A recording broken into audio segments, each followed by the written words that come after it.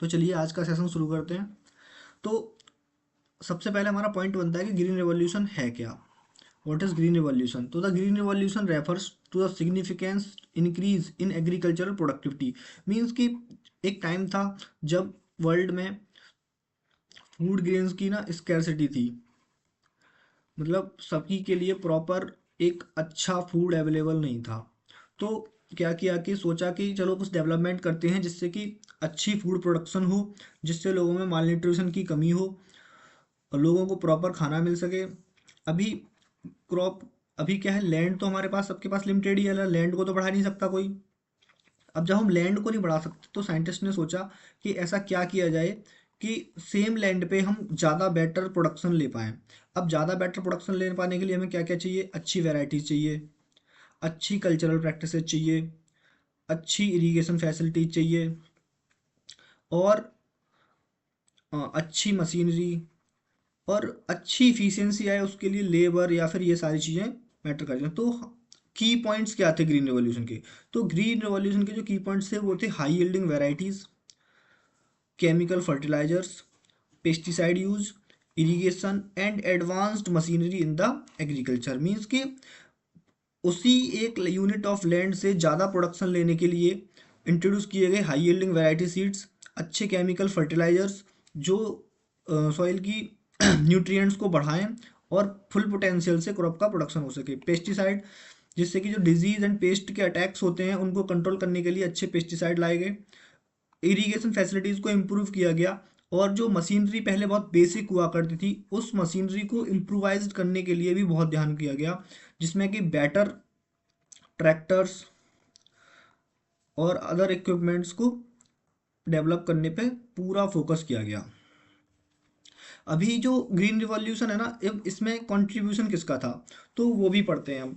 तो जो green revolution है ना, ये सबसे पहले इसके जो फादर हैं वर्ल्ड में वो हैं नॉर्मन बोरलॉग। Norman Borlaug. अब ये जो है ना, ये है नॉर्मन बोरलॉग। अब इन्होंने क्या किया कि ये ये एक ब्रीडर थे और मैक्सिको से थे। तो इन्होंने बहुत ज़्यादा फोकस किया कि हाई यील्डिंग वैरायटीज डेवलप की जाएं वीट और राइस की। वीट और राइस की बहुत अच्छी हाई यील्डिंग वैरायटीज डेवलप इन्होंने की और उनको बेटर क्रॉप प्रोडक्शन से मिक्स करके बहुत अच्छे आउटपुट लिए। तो फादर ऑफ ग्रीन रिवॉल्यूशन कौन हो गए हमारे? Doctor Norman E Borlaug. अब डॉक्टर नॉर्मन ई बोरलॉग ने ना इतना अच्छा काम किया, हाई यील्डिंग वैरायटीज डेवलप की, डिजीज रेजिस्टेंट वैरायटीज डेवलप की।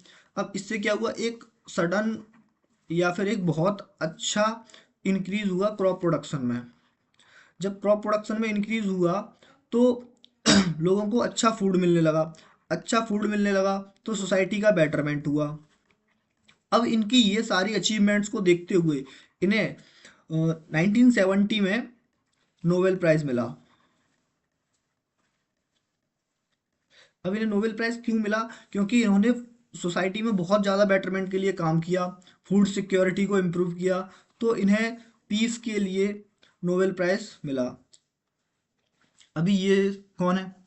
अभी ये जो साइंटिस्ट है ना, ये 1968 में इन्होंने ये सारे डेवलपमेंट को देखा, है ना। तो और ये कौन थे? ये थे हमारे एडमिन थे ये। अब ये किसके एडमिन थे?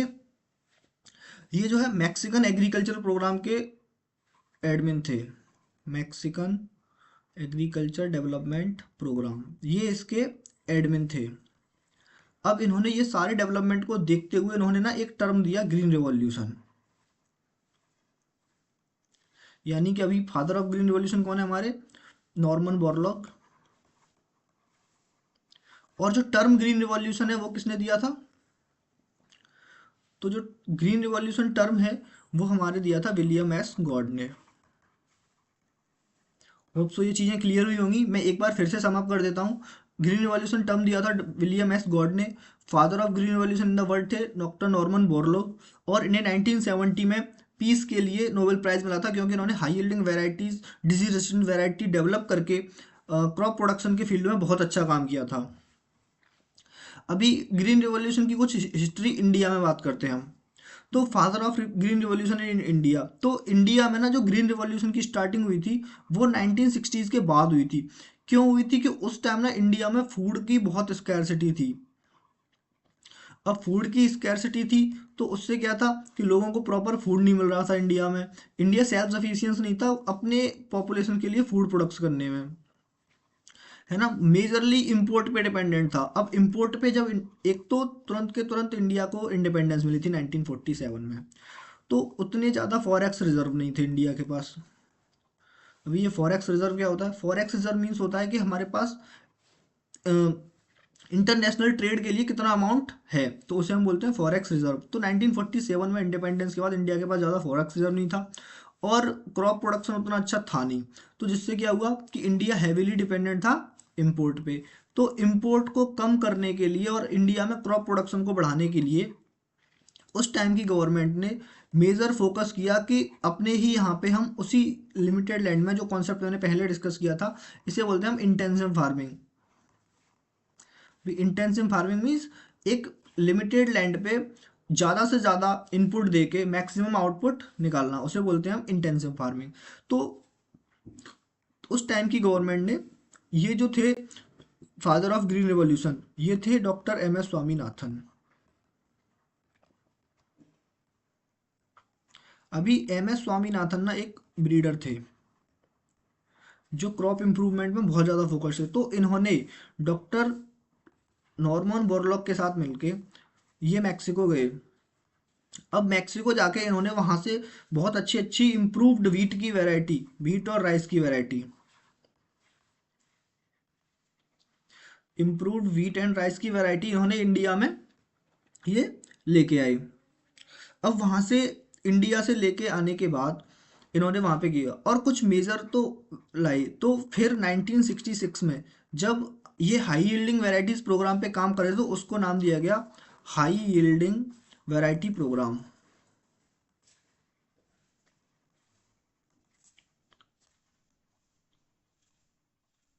HYVP।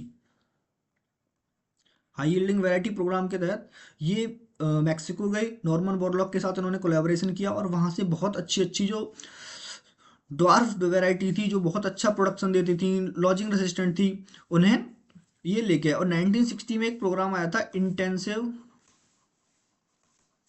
Agriculture district programme. अभी इसका फोकस वही था कि इंटेंसिव एग्रीकल्चर पे ज़्यादा फोकस किया जाए। अभी ग्रीन रेवोल्यूशन आई। अब ग्रीन रेवोल्यूशन आना इतना आसान नहीं था, उसके बहुत सारे चैलेंजेस भी थे। तो ग्रीन रिवॉल्यूशन के क्या क्या चैलेंजेस? सबसे पहला था इन्वायरमेंटल चेंजेस। इन्वायरमेंटल चेंजेस इसलिए थे कि एक ही जगह पे हम क्रॉप को ग्रो कर रहे हैं, इंटेंसिफाई कर रहे हैं, तो उससे क्या होगा कि एक लैंड पे प्रेशर पड़ेगा। अब लैंड पे प्रेशर पड़ेगा, अभी हमारे ग्रीन रिवॉल्यूशन के फोकस क्या थे? हाई यील्डिंग वैरायटीज, पेस्टिसाइड्स और केमिकल फर्टिलाइजर्स। अभी केमिकल फर्टिलाइजर और पेस्टिसाइड्स इन्वायरमेंट में बहुत बड़ा इम्पैक्ट डालते हैं। तो ये हो गया हमारा इन्वायरमेंटल। दूसरा था हमारा रीजनल डिस्पैरिटीज। अब रीजनल डिस्पैरिटी मीन्स क्या है कि जो ग्रीन रिवॉल्यूशन का जो मेजर फोकस दिया था ना, वो दिया था हमारा पंजाब, हरियाणा और वेस्टर्न यूपी और कुछ पार्ट थे हमारे तमिलनाडु के। अब इनको पिक करने का मेजर रीजन था कि यहाँ पे लैंड होल्डिंग का जो साइज था ना वो ज़्यादा था। यहाँ पे मतलब बड़े फार्मर्स ज़्यादा थे और यहाँ पे इरिगेशन फैसिलिटीज़ ऑलरेडी अच्छी थी। तो ज़्यादा गवर्नमेंट को इरिगेशन पे काम नहीं करना था क्योंकि यहाँ पे रिवर्स और वाटर की अवेलेबिलिटी काफ़ी अच्छी थी। और अगला पॉइंट था कि यहाँ के जो लोग थे ना वो फार्मिंग में बहुत ज़्यादा अच्छे से इंगेज थे। तो मेजर फोकस यहाँ पे दिया। तो इन चार स्टेट में मेजर फोकस देने से बाकी का जो पार्ट था उसमें खास डेवलपमेंट नहीं हो पाए। तो इसलिए ये हो गई हमारी रीजनल डिस्पैरिटी के, कुछ जगह पे आपने बहुत ज़्यादा फोकस दे दिया और दूसरी जगह को ऐसे ही छोड़ दिया। फिर आता है हमारा सोशल इनइक्वालिटी। जैसे कि मैंने बताया कि लैंड होल्डिंग ज़्यादा थी इन रीजन्स में। अभी ऐसा नहीं है कि इन रीजन्स में भी सारे लोगों के पास ज़्यादा लैंड होल्डिंग हो। तो ग्रीन रेवोल्यूशन से क्या हुआ कि जो बड़े फार्मर्स थे जिनके पास ज़्यादा लैंड है, 4 हेक्टेयर है, 5 हेक्टेयर है, 10 हेक्टेयर है, उनको तो बहुत ज़्यादा बेनिफिट हुआ क्योंकि वो अपने एरिया से बहुत अच्छा प्रोडक्शन ले सकते हैं और उनको सारी फैसिलिटीज़ भी अच्छी दी गई। बट वहीं जो छोटे फार्मर्स थे जिनके पास 0.5 हेक्टेयर लैंड है, 1 हेक्टेयर लैंड है, वो इससे ज़्यादा बेनिफिट नहीं ले पाए क्योंकि उन्हें ये सारी हाईटेक फार्मिंग करना, मशीनरी ज़्यादा यूज़ करना, ये सब उतना बेनिफिशियल नहीं होता है। और अगला जो चैलेंज था ना वो था reliance on wheat and rice. जो ग्रीन रिवॉल्यूशन थी उसने मेजर फोकस दिया व्हीट और राइस के प्रोडक्शन पे। अब व्हीट और राइस के प्रोडक्शन से के पे फोकस देने से हुआ क्या कि मेजॉरिटी जो थी ना वो व्हीट और राइस पे ही शिफ्ट हो गई। अब व्हीट और राइस पे शिफ्ट होने से होता क्या है कि जब सारे लोग व्हीट और राइस पे शिफ्ट हो गए तो जो अदर क्रॉप्स थी लाइक ऑयल सीड्स, पल्सेस, है ना, कोर्स ग्रेन्स, अब इनका क्या है प्रोडक्शन होना कम हो गया। लोगों ने इनको अडॉप्ट करना कम कर दिया क्योंकि गवर्नमेंट का जो मेजर फोकस था ना वो व्हीट एंड राइस पे था क्योंकि उस टाइम फूड स्कैरसिटी थी। तो जो वैराइटीज हाई यील्डिंग डेवलप की गई, डिजीज रेजिस्टेंसी की वैरायटी डेवलप की गई, तो वो व्हीट एंड राइस के लिए की गई। जब इन दो क्रॉप्स की बहुत अच्छी वैरायटीज और सारी प्रैक्टिसेस अच्छी हैं तो इनका प्रोडक्शन भी अच्छा होगा और प्रॉफिट भी फार्मर्स को ज़्यादा हो, तो फार्मर्स वही क्रॉप ग्रो करेंगे जिसमें उन्हें ज़्यादा प्रॉफिट हो रहा है। तो उन्होंने इन क्रॉप्स को, जो अदर क्रॉप्स थी, उनको कर दिया साइड लाइन। अब इनको साइडलाइन करने से क्या हुआ, इनका प्रोडक्शन कम हो गया तो फिर गवर्नमेंट को ये चीज़ें इंपोर्ट करनी पड़ी। तो ये भी एक बहुत बड़ा चैलेंज था जो हमें आज भी देखने को मिलता है कि इंडिया पल्सेस के लिए ना हैवीली इंपोर्ट पे डिपेंड करता है और बहुत ज़्यादा हम फूड ऑयल भी इंपोर्ट करते हैं जिससे कि इंडिया के फॉरेक्स रिजर्व पे बहुत बड़ा इम्पैक्ट पड़ता है। अभी तो गवर्नमेंट बहुत ज़्यादा लाइक अवेयरनेस प्रोग्राम चला रही है कि पल्सेस को ग्रो करो, ऑयल सीड्स को ग्रो करो, कोर्स सीरियल्स को ग्रो करो। अभी 2023 को international year of millets celebrate किया गया था। अभी तीसरा था पेस्ट असिस्टेंस। अब क्या है ना कि एक क्रॉप ग्रो कर रहे हैं हम, अभी सेम क्रॉप को ग्रो करते हुए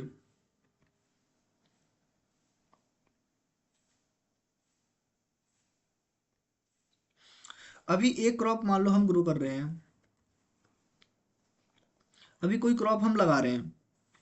अभी मान लो कि हमने वीट लगाया। अब जैसे वीट में मेजर जो हमारा वीड वीड मान लो फेलरिस माइनर लगता है ना। तो फेलरिस माइनर क्या हुआ, ऊपर बता देता हूँ।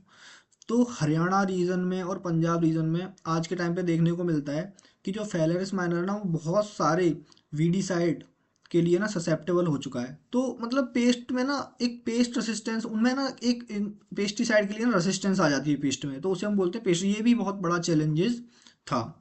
अगला बात करते हैं कि बेनिफिट्स क्या रहे हमारे, बेनिफिट्स ऑफ ग्रीन रिवॉल्यूशन। तो अब इतना बड़ा इम्पैक्ट किया गया है, इन्वेस्टमेंट किया है, एक प्रोग्राम लाया है, हाई यील्डिंग वैरायटीज लाई हैं, तो ऐसा नहीं है कि सिर्फ उसके चैलेंजेस हैं। चैलेंजेस के लिए तो कोई काम किया नहीं जाता है। अगर हम कोई काम कर रहे हैं तो उसका जो मेजर पॉइंट होता है कि वो होता है हमें उससे कुछ बेनिफिट मिले। आप इस एग्जाम की तैयारी करो तो इसलिए नहीं कर रहे हो क्योंकि आपको स्टडी का चैलेंजेस फेस करना है, नहीं, आप पढ़ रहे हो इसलिए क्योंकि इस चैलेंज के बाद ना आपको एक बहुत अच्छा आउटपुट मिलने वाला है, आपकी जॉब लगेगी और आप अपनी लाइफ में ग्रो करोगे। तो ऐसे ही जो ग्रीन रेवोल्यूशन के चैलेंजेस फेस करने के बाद जो हमें बेनिफिट्स मिले वो क्या थे। तो ग्रीन रिवॉल्यूशन के बाद ना हमें इंक्रीज फूड प्रोडक्शन, यानी पहले हम जो फूड के ज़्यादा इंपोर्ट फोकस थे और आज अगर देखा जाए तो हम सरप्लस फूड प्रोड्यूस करते हैं। हमारे पास 2 से 3 साल का बफर स्टॉक होता है और हम अच्छे से एक्सपोर्ट भी करते हैं। आज हम देखा जाए ना तो एग्रीकल्चर प्रोडक्ट्स में इंडिया की हर सारे एग्रीकल्चर प्रोड्यूस में जब आप रैंक देखोगे ना तो वो इंडिया टॉप 10 में आता है और मेजोरिटी में तो टॉप 2 में ही आता है। सेकंड रैंक मिलेगी आपको, फर्स्ट रैंक मिलेगी बहुत चीज़ों में। बट कोई सा भी आप यूनिट देख लो, कोई सा भी एग्रीकल्चर प्रोड्यूस देख लो आप, इंडिया की जो रैंक होगी वो 1 to 10 ही होगी। अब जैसे फर्स्ट पे आता है हमारा मिल्क में, सेकंड है इंडिया की वीट और राइस में, और फर्स्ट है हमारी बाजरा और कोर्स सीरियल में। तो इंडिया की रैंक बहुत ज़्यादा इंप्रूव हुई है फूड प्रोडक्शन में। Reduced food prices for consumers. अब इंडिया के पास ज़्यादा जब अच्छा सरप्लस प्रोडक्शन है, तो जब प्रॉपर अच्छा प्रोडक्शन हो रहा है तो जो कंज्यूमर्स हैं उनको एक अच्छे रेट पे फूड मिल जाएगा। अच्छे रेट पे फूड अवेलेबल होगा तो फूड इन्फ्लेशन भी कंट्रोल में रहेगा। अभी जो इन्फ्लेशन वाला कॉन्सेप्ट है वो जिससे नहीं आता होगा ना, मैं अलग से एक लेक्चर में क्लियर कर दूंगा। Decreased fallowing and increase cropping intensity. एक टाइम था जब लोगों को लाइक अच्छे सीड अवेलेबल नहीं है, इरिगेशन फैसिलिटीज़ नहीं है, मशीनरीज नहीं है। अब इरिगेशन फैसिलिटी नहीं है तो रेनफॉल पे डिपेंडेंट है, अगर रेन नहीं हुई तो वो फील्ड ऐसे ही खाली छोड़ दिया। लेकिन अभी क्या है कि ग्रीन रेवोल्यूशन के बाद इरिगेशन पे बहुत ज़्यादा फोकस किया गया, अच्छी वेराइटीज़ लेके आए, तो उससे क्या हुआ कि लोगों ने फील्ड को फैलो छोड़ना बंद कर दिया। फैलो क्या होता है? अब फैलोइंग का मतलब होता है कि एक सीक्वेंस में जैसे हम क्रॉप गो कर रहे हैं, खरीफ, रबी और जायद। अब ये 3 सीजन में हम क्रॉप ग्रो कर रहे हैं, तो मान लो हमने खरीफ में लगा लिया राइस। अभी क्या हुआ, रबी में हमारे पास कोई फैसिलिटी नहीं है क्रॉप लगाने की, तो हमने इस फील्ड को खाली छोड़ दिया। अब जो हमने फील्ड को खाली छोड़ा, इसे ही बोलते हैं हम फैलोइंग। होप सो समझ में आया होगा। तो जब फैलोइंग मतलब लोगों ने फील्ड को खाली करना छोड़ दिया, मीन्स कि एक क्रॉप एक्स्ट्रा आ रही है। अब जब क्रॉप एक्स्ट्रा शो कर रहे हैं तो क्या होगा, हमारी क्रॉपिंग इंटेंसिटी भी बढ़ जाएगी। अब करेंटली जो आईसीआर का लेटेस्ट डाटा है उसके अकॉर्डिंग जो इंडिया की क्रॉपिंग इंटेंसिटी है वो 152% है।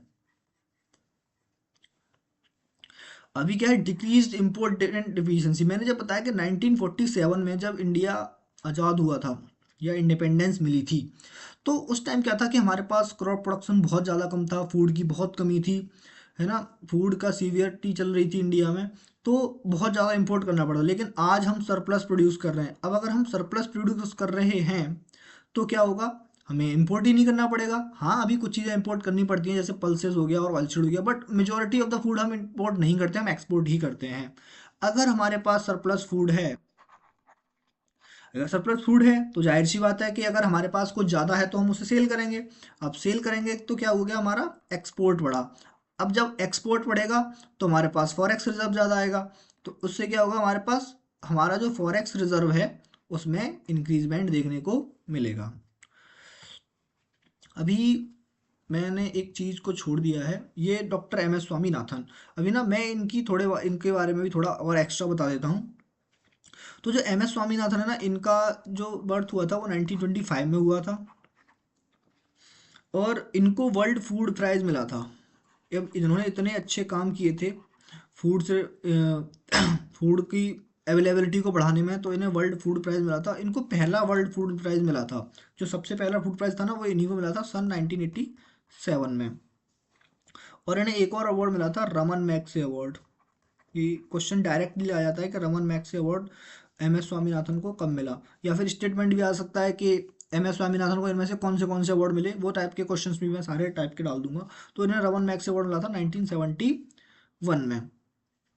तो आई होप कि ये लेक्चर आपको बहुत अच्छे से समझ में आया होगा, और मैं इस पूरे लेक्चर को ना एक 2 मिनट में पूरा समराइज कर देता हूँ।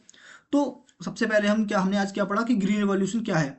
तो ग्रीन रिवॉल्यूशन का मतलब होता है कि एक जो हमारे पास अवेलेबल लैंड है, उसी लैंड में better high yielding crop varieties को लाके, इरिगेशन फैसिलिटीज को इम्प्रूव करके, अच्छे पेस्टिसाइड लाके, फर्टिलाइजर लाके क्रॉप प्रोडक्शन को बढ़ाना ही ग्रीन रेवोल्यूशन था। तो जो फादर ऑफ ग्रीन रेवोल्यूशन कौन थे?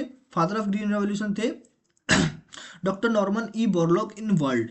और उनके उन सारे काम के सिग्निफिकेंट काम के लिए उन्हें 1970 में नोबेल प्राइज मिला। जो टर्म दिया था ग्रीन रेवोल्यूशन, वो दिया था हमारा विलियम एस गॉड ने 1968 में। Father of green revolution India में थे हमारे डॉक्टर एम एस स्वामीनाथन, और उन्हें वर्ल्ड फूड प्राइज मिला 1987 में, और रमन मैग्से अवार्ड मिला 1971 में। तो ये सारी चीज़ें हमारी थी। होप तो ये लेक्चर आपको ना बहुत अच्छे से समझ में आया होगा। तो चलिए वाइंड अप करते हैं। Thank you very much for attending this session.